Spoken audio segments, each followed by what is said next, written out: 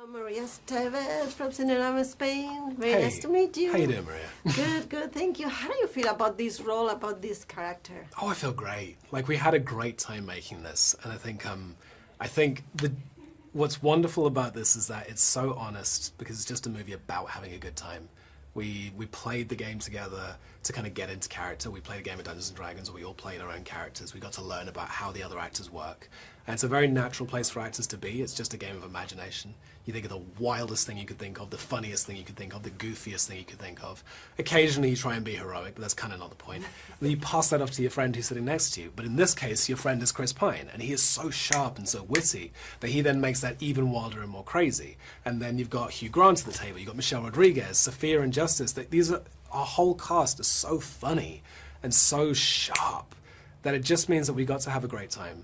We got to make sure that we were laughing on set and make a movie about something that you and your friends can laugh about in the theatre. And I think we've really enjoyed watching it with people because they have been laughing when they watched it. So it's that rare movie that you get to go to with your friends and have a good time. Your character represents the hero. I mean, this is a movie about who needs heroes when you have thieves, basically. Oh, yeah. So who are your heroes when you grew up? And who are your heroes now, maybe? Who are my heroes when I grew up? I don't know.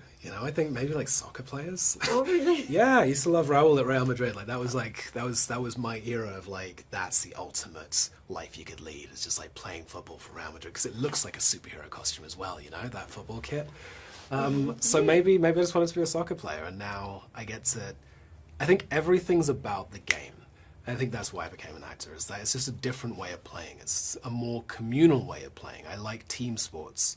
And this movie felt like a team sport to me. It felt like you were constantly passing the ball of what we could do with each scene, how far we could push each other, how can we make this funnier, how can we make this more fun, how can we make this more touching if it's a sad scene for an audience. And getting to do that with other players at this level felt a bit like playing for Real Madrid, but in acting. It's funny that you mentioned the Real Madrid. Are you just a big follower of the Real Madrid? Not hugely. I haven't been following soccer very intensely for a while, but that was my jam when I was a kid. And with this character, what are your expectations of the people? Because I mean, the fandom is huge. Oh, so how is the response that you've been getting so far? It's been electric. It's been really, really electric. People have been really happy watching it, which is such a relief because when you work so hard on something like this, and we did work really hard. We were shooting through COVID.